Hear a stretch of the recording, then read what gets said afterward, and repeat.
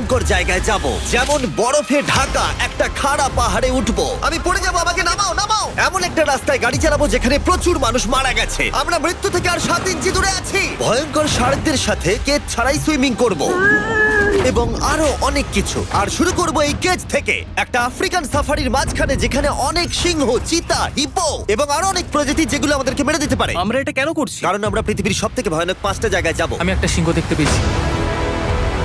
ও মাই god, এটা আমরা কেন করছি? আর যাতে সিংহরা আমাদের কাছাকাছি আসে তাই আমি অনেক মাংস এনেছি। ছড়িয়ে এবং কেজের চারপাশেও ঝুলিয়ে দেব। ভাই আমরা বেঁচে ফিরবো তো? কিন্তু আসলে যে কারণে এই জায়গাটা বেশি ভয়ঙ্কর সেটা হলো সূর্য ডুবে যাবার পরে আমরা দেখতে পাই না, কিন্তু ওরা দেখতে পায়। জিমি, ওদিকে দুটো সিংহ রয়েছে। এই শব্দটা তো কণ্ঠারের মতো লাগছে। না, এটা বিশাল ভাই। সবকিছু রাতে বেরোয় কেন? ভাই, আমাদের সিংহটা পুরো ঘিরে ধরেছে। আমাদের থেকে মাত্র 20 ফুট দূরে রয়েছে ওরা। সিংহগুলো আমাদের চারপাশে ঘুরেই যাচ্ছিল। আমরা হয়তো এই ভিডিওটা করতে গিয়ে মারাই যাবো। আর এটা তো সবে শুরু, কারণ এই ভিডিওতে পরের জায়গাগুলো আগের জায়গার থেকে আরো অনেক বেশি ভয়ানক হতে চলেছে। শেষে থাকবে এমন একটা দ্বীপ যেটা সম্পূর্ণ বিষাক্ত সাপে ভরা। আর এবার আমরা আইস ক্লাইম করব একটা বিশাল ভয়ানক ঠান্ডায় জমে যাওয়া জলপ্রপাত। এখান থেকে ফিরে আসার কোনো উপায় নেই। এই দুটোর মধ্যে যে কোনো একটা পথ দিয়ে এই বিশাল খাড়া পাহাড়ে উঠতে হবে এই ব্লেডেড বুটস আর এই আইস পিক্সের সাহায্যে। আমার জীবনে করা এটা সবথেকে ভয়ানক জিনিস। আমার জন্য প্রার্থনা করো। জিমি, তুমি চাও আমরা এই পাহাড়টায় চড়ে ওপরে উঠি? হ্যাঁ, এটা অসম্ভব। সত্যি কথা বলতে আমার মনেই হচ্ছিল না এটা আমরা করতে পারবো। তারপর নোলানের সাথে যা হলো তাতে আমরা আরো বেশি ভয় পেয়ে গেলাম।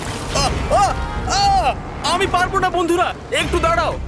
আমি বেরিয়ে যাচ্ছি, আমি পারবো তুমি না। হাল ছাড়তে পারো না। না, আমি পারবো না। আমার বিশ্বাসই হচ্ছে না নোলান এটা করবে। সত্যি ভাবিনি। নোলান কুইট করলো। আমরা কিন্তু প্রায় ওপরের দিকে রয়েছি। তোমরা এখন হাফ অবধি এসেছো।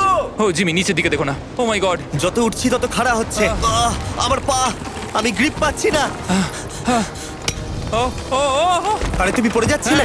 ও মাই গড, আমি টপটা দেখতে পাচ্ছি জিমি। এটা আমার করা সবথেকে ভয়ানক জিনিস। আহ! এটা আমি পারবোই। আমাকে ওপরে উঠতেই হবে। দেখাও এটা কতটা খাড়া। প্রায় এসেই গেছি, হাল ছাড়লে হবে না। আর 10% বাকি। আমি এখন কাঁদতেও পারছি না, যদিও এসব করা আমার একেবারেই উচিত নয়। তুমি প্রায় এসেই গেছো জিমি। তবু আমি কোনো মতে এই জলপ্রপাতের উপরে উঠতে পারলাম। আমরা পেরেছি ভাই। আমরা পেরেছি। আহ, কিন্তু আমার মনে হয় নোলান একদম ঠিক করেছে। কিন্তু এবার আমরা দেখবো নোলান লিস্টের 3rd প্লেসে গিয়ে কি করে, যেটা অবস্থিত বলিভিয়ায়। সেখানকার ডেথ রোডে আমরা ড্রাইভ করব। আর এখন আমরা রয়েছি পৃথিবীর সবথেকে বিপজ্জনক রাস্তায়। এই জায়গাটা যে কোনো স্কাই স্ক্রিপারের থেকে অনেক বড়। আমি বুঝতে পারছি না আমরা কেন এখানে এলাম। মিথ্যে বলছি না, এই রাস্তায় অনেকজন মারা যাওয়ার কারণে এই রাস্তাটা 1 যুগ আগেই বন্ধ করে দেওয়া হয়েছিল। এই রাস্তায় গড়ে প্রতি বছর 300 জন মারা যেত, কিন্তু আমাদের কাছে গভর্নমেন্ট পারমিশন রয়েছে, তাই আমরা এই রাস্তা দিয়ে যেতে পারি। পারমিশন না পেলে খুব ভালো হতো। চিন্তা করো না, কিচ্ছু হবে না, না। আমার তো চিন্তা হচ্ছে। এবার বুঝতে পারছি কেন ডেথ রোড বলে। কিন্তু তুমি এমন চালাচ্ছ জানো এটা খুব সাধারণ রোড। ও। দেখো তোমার জীবন আমার হাতে রয়েছে, তাই তুমি এরকম না, বলো তোমার জীবন আমার হাতে রয়েছে। দেখো স্টিয়ারিংটা মনে হচ্ছে কেঁপে চেয়ারের উঠলো। থেকে হাত সরিও না। আমরা এখন মৃত্যু থেকে মাত্র 7 ইঞ্চি দূরে আছি। আমরা খাদের খুব কাছে রয়েছি। সাবধানে সাবধানে সাবধানে। বলছো, নাকি ও মাই flash করছে? গড, আমার লাইফ ফ্ল্যাশ করছে, ফ্ল্যাশ করেই যাচ্ছে আচ্ছা, বারবার। আর যদি তোমরা ভাবো এটাই সব থেকে বিপজ্জনক, তাহলে বলে রাখি আমাদের রাস্তায় আরো 3টে বিপজ্জনক স্পট বাকি আছে। রাস্তা আস্তে আস্তে আরো সরু হয়ে যাচ্ছে। এই জায়গাটা কিন্তু খুব সাবধানে চালিও। Oh my God! দেখো ওই জায়গাটার টায়ার কিন্তু মাটিতে থাকবে না, দেখতে পাচ্ছ? হ্যাঁ, সেটা আমি দেখতে পাচ্ছি। ও মাই গড, দেখো খাদটা ও, কতটা দাঁড়াও। গভীর। নোলান, তুমি কি একটু গাইড করতে পারবে? অবশ্যই গাড়ি থেকে নামতে পারলে খুবই খুশি হব। ও দেখো পড়ে যেও না ভাই। এটা কি? একবার দেখো খাতটা কতটা গভীর। সত্যি অনেক গভীর। এখান থেকে একটা ওয়াটার হ্যাঁ, এখান থেকে আমাকে বার করো। ঠিক আছে। এটা তো পাগলামো ভাই। আমাদের গাড়িটা খাদের একেবারে কিনারায়। গাড়ির চাকা এই গভীর খাদের একদম পাশ দিয়ে যাচ্ছে। এটা পাগলামো। সাবধানে, এই জায়গাটা ঢালু রয়েছে আর খুব স্লিপও আছে। এগিয়ে এসো। নোলান, তুমি একেবারেই ডিরেকশন দিতে পারো না। আসলে আমি এখন চেষ্টা করছি গাড়ি থেকে বাইরে থাকার। অত ভালো ডিরেকশন আমি দিতে পারি না। তুমি ভিতরে ঢুকে পারো, কিচ্ছু পারছো না তুমি। ঠিক আছে। তাড়াতাড়ি বসো, এবার আমি স্পিড তুলবো। নোলান, তুমি কি জানো এই রাইডে কি করলে বেশি মজা হবে? কি? আমাদের brand new festival creamy peanut butter cup খেলে। ও, আমি ভাবলাম তুমি বলবে গাড়ি আসতে চালালে। না, ও মাই ফগ গড। অনেকটাই বেড়ে যাচ্ছে, সামনে ঠিকঠাক দেখা যাচ্ছে না। রাস্তার বেশ কিছু অংশ একেবারেই সাধারণ, কিন্তু বলিভিয়াতে ওয়েদার খুব তাড়াতাড়ি চেঞ্জ হবার কারণে হঠাৎ প্রচুর কুয়াশা মৃত্যুদূত হিসেবে সামনে চলে আসে। আরে দাঁড়াও দাঁড়াও দাঁড়াও দাঁড়াও দাঁড়াও দাঁড়াও, আমরা ধারে চলে এসেছি। আমি ভালো করেছি তো? না, আর একটু হলে কিন্তু আমরা পড়ে যেতাম। খাদের খুব কাছে আছি। ঠিক আছে, তাহলে এদিক দিয়ে বের করি। ঠিক আছে। একটু দূর দিয়ে চলো। হ্যাঁ, আরে, ঠিক আছে। ওটা কিসের আওয়াজ হচ্ছে? আমরা অনেক কাছ দিয়ে যাচ্ছি। আমি ভাবলাম সবকিছু একসাথে মিক্স করি আর বের করি আমাদের নিজেদের ফেস্টিভ্যাল কাপ। এই কাপের সব থেকে ভালো জিনিস হলো আমরা পিনাট বাটার জার থেকে সরাসরি বের করে ইউজ করি। দেখো কতটা জ্যাব আছে, এটা দারুণ খেতে। এছাড়াও এর মধ্যে আমরা ফেস্টিভ্যালস চকলেট দিয়েছি। তোমরা হয়তো জানো না, ফেস্টিভ্যালস এর কৃষকদের আমরা যথেষ্ট পারিশ্রমিক দিই। আমরা ফেয়ার ট্রেড সার্টিফাইড বিন ব্যবহার করি। আমরা একেবারেই শিশু শ্রমিক সমর্থন করি না। ও মাই গড, এই তিনটে জিনিসই কোনো আমেরিকান চকলেট কোম্পানি করে না। নোলান, হ্যাঁ, এক যুগ তো কেটে গেছে, দেখে নাও ব্রিজটা ঠিকঠাক আছে কিনা। ঠিক আছে। আমি শিওর হতে চাই যে এটা ভেঙে পড়বে কিনা, কারণ আমি মরতে চাই না। নোলান, ব্রিজটা পরীক্ষা করো, সব ঠিক আছে?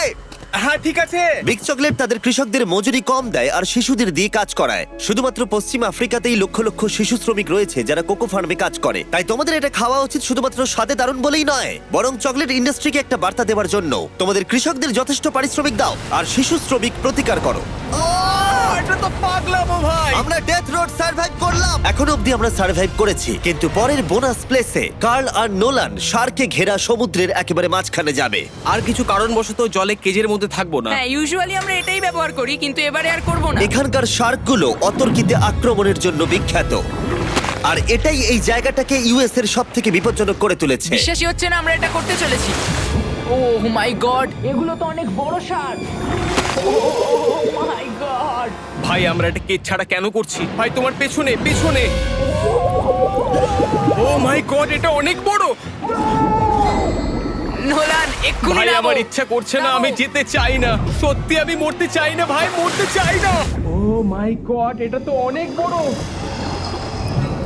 ঠিক আছে, ঠিক আছে ভাই, এই শার্কগুলো তো দ্বিগুণ বড়। আমি আর যাচ্ছি না, হয়ে গেছে। কিন্তু দ্বিতীয় বিপজ্জনক জায়গার কাছে এটা কিছুই নয়, যেটা অবস্থিত অ্যামাজন রেন ফরেস্টের একেবারে মাঝখানে। এখানকার সৌন্দর্য দেখে বোঝা যাবে না জায়গাটা কতটা বিপজ্জনক, কারণ কিছু মুহূর্তের মধ্যেই এই জায়গাটা এরকম থেকে এরকম হয়ে যেতে পারে। একটু ঝড় বৃষ্টি হলেই এখানে জলস্রোত নেমে আসে এবং গোটা এলাকা ভাসিয়ে দেয়। আর আজকে আমরা দেখব গোকটা ক্যাটারাক্ট ওয়াটারফল, যেখানে জলস্রোত নেমে আসছে 1000 ফুট ওপর থেকে নিচে জলাশয়ের মধ্যে। আর এই মেঘলা দিনে আমার সাথে এসেছে এই যে এরা। এ হলো হেজ, 70 দিন জঙ্গলে কাটিয়েছিল। এ হলো বেলি, যে কিউবে 100 দিন কাটিয়েছিল। আমরা এখন অনেক ভয়ঙ্কর জিনিস করতে চলেছি, যেখানে মৃত্যুর সম্ভাবনাও আছে। না মানে সেটা এসো, এসো, এসো তোমরা, চলো যাওয়া যাক। আর অনেকক্ষণ পরে আরো অনেকক্ষণ পরে সাবধানে। সব থেকে পিচ্ছিল জায়গায় ট্রেক করা, বিশাল খাড়া জায়গায় যাওয়া যেখানে এখনো মানুষের পা পড়েনি। বেঁচে গেছি। আমরা শেষ পর্যন্ত গন্তব্যে এসে পৌঁছলাম। এটা একটা ওয়াটারফল, দেখতে পাচ্ছ তোমরা? মানে একবার যদি স্লিপ খেয়ে দারুণ পড়ো লাগছে। তাহলে তোমরা শেষ। আর গাইডের সাহায্যে আমরা নদীটা সুরক্ষিতভাবে পার করলাম। এই দেখো, উই! আর তারপরে আমরা কিছু দড়ি সংগ্রহ করলাম, যাতে আমরা ওয়াটারফলের নিচ অব্দি দেখতে পারি। নিচ দেখতে পাচ্ছ? ওয়াও, এটা দারুণ লাগছে। হা! কিন্তু যেমনটা আমি আগে বলেছি, এই জায়গাটা দেখতে যতটা সুন্দর, এক মুহূর্তের ব্যবধানে এটা প্রচন্ড ভয়ঙ্কর হয়ে উঠতে পারে। এখন বিশাল পরিমাণে ঝড় বৃষ্টি শুরু হয়ে গেল। এই জন্যই এটাকে পৃথিবীর সব থেকে ডেঞ্জারাস প্লেস বলা হয়। এই ওয়াটারফলটা এখন আস্তে আস্তে অনেকটা ছড়িয়ে যাবে, অনেকটা জল বেড়ে যাবে, সবকিছু ভাসিয়ে দেবে। এখানে এখন জল অনেক বেড়ে যাবে আর আমাদের বেরোতে হবে। আমরা কি রোপগুলো ব্যবহার করে ওয়াটারফলের পাশ দিয়ে নিচে নামবো? না, একদমই নয়, এটা খুবই বাজে আইডিয়া জিম। আমরা এখন জঙ্গলের মাঝে ফেসে গেছি, এটা তো বাজে ব্যাপার। কত রিস্ক আছে। জিমির দিক দিয়ে কিন্তু কাদা আসছে, অনেক কাদা। আর যে কোনো মুহূর্তে এখানে বাজও পড়তে পারে। আর সত্যি আমি চাই না তুমি মরে যাও। ও, তাই আমাদের ইউটিউব ভিডিও এমার্জেন্সি অপারেশনে বদলে গেল। একটাই উপায় আমরা বেরোতে পারবো, একই পিচ্ছিল এবং খাড়া পথ দিয়ে আমাদের ফিরতে হবে। আর কিছুক্ষণ বৃষ্টি হলে এই জলস্রোত সবকিছু ভাসিয়ে দেবে। তোমরা দেখতে পাচ্ছ জলের পরিমাণ অনেকটা বেড়ে গেছে, আমাদের রাস্তাও ব্লক হয়ে গেছে। আমাদের এই দড়ির সাহায্যে বেরোতে হবে, অনেকটা সময় লাগছে। তোমাদের মনে আছে যখন আমি এই নদীটা পার করছিলাম আর হাসছিলাম? হুই! এখন আর একদম হাসি পাচ্ছে না। আমার সত্যি খুব ভয় করছে, যদি আমি পড়ে যাই। এই যে সেই ওয়াটারফল, যেখানে আমি তলিয়ে যাব। জলের স্রোত দেখো, মানে দেখো, আমি মজা করছি না। এই দড়িটা ধরো আর নিজেকে ঠেলে ওপরের দিকে ওঠো। আমাকে মরতে দিও না। আর অনেকক্ষণ পরে জল আর কাদার বন্যায় ট্রেকিং করে আমরা এই পাহাড় থেকে প্রাণে বেঁচে ফিরলাম। এখন আমরা পৃথিবীর সব থেকে মারাত্মক জায়গায় যেতে চলেছি। আমাদের লিস্টে পৃথিবীর ভয়ঙ্করতম জায়গার মধ্যে 1 নম্বর।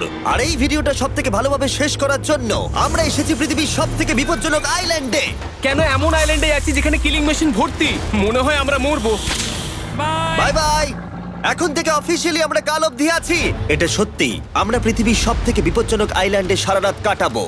আর আমাদের প্রতি পদক্ষেপে থাকবে অজস্র সাপ। শুধুমাত্র স্পেশালাইজড পোশাক আমাদের বাঁচাবে এই সমস্ত ভয়াবহ বিষধর সাপের হাত থেকে। যে কোনো জায়গায় সাপ থাকতে পারে, তাই না? হ্যাঁ, জিমি, কি হবে যদি কোনো সাপ আমাদেরকে কামড়ে দেয়? বেসিক্যালি যেই বিষ তোমাদের রক্তে এসে মিশবে, তোমাদের স্কিনের কালার চেঞ্জ হয়ে যাবে আর 1 ঘন্টার মধ্যে তোমরা মারা যাবে। এটা খুবই ভয়ের বিষয় যে আমি যে কোনো সেকেন্ডে মরে যেতে পারি। এটা পাগলামো ভাই। গোটা আইল্যান্ডটা কিলিং মেশিন দিয়ে ভর্তি। এটা কিন্তু দারুণ ব্যাপার।